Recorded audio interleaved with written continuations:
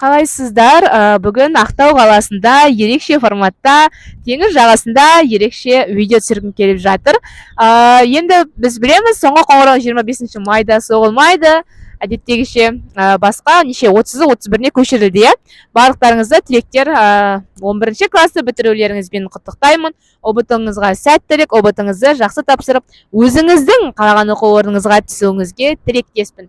Бүгінгі видеом осы 11 класс бітіріп жатқан оқушылар мен олардың ата-аналарына арналады.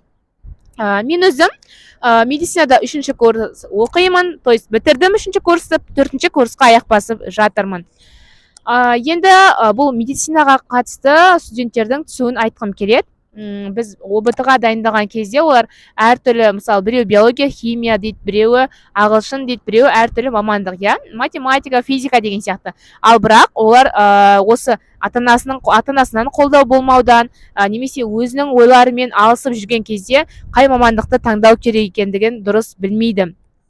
Кейбір оқушылар бар, который ютубтан әртүрлі видеоларды көріп алған, медицина қиын деген, и өзі медицинаны қалайды, хотя, но ана қиын деген сөз естігеннен кейін уже оған барғысы келмейді.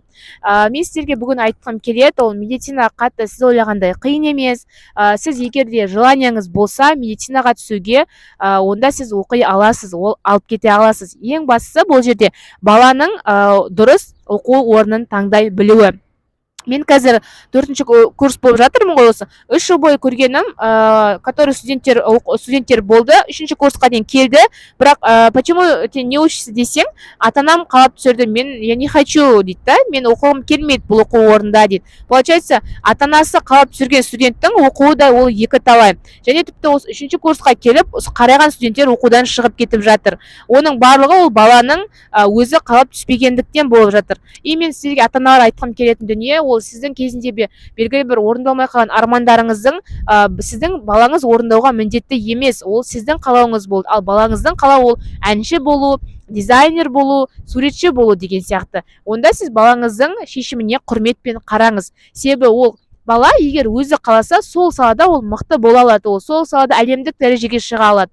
Ал егер ол қаламаса, ол қандай мамандыққа барса да ол еш жерді жарып шығуы мүмкін емес. Сондықтан да кез келген жағдайда ата-анаға айтарым, балаңызбен ойласыңыз, балаңыздың пікірін тыңдаңыз, ал ол қаламай түскен кезде ол оқуды тастап кетуі әбден мүмкін. Кез келген жағдайда ол медицинаға баланы өзінің еркімен ғана түсірген дұрыс. Медициналық оқу әрине оңай емес, оның да бір өзіндік қиындықтары бар. Бізге который бар, 1-ші курста түсіп, одан соң қиналып оқудан шығып кеткен студенттер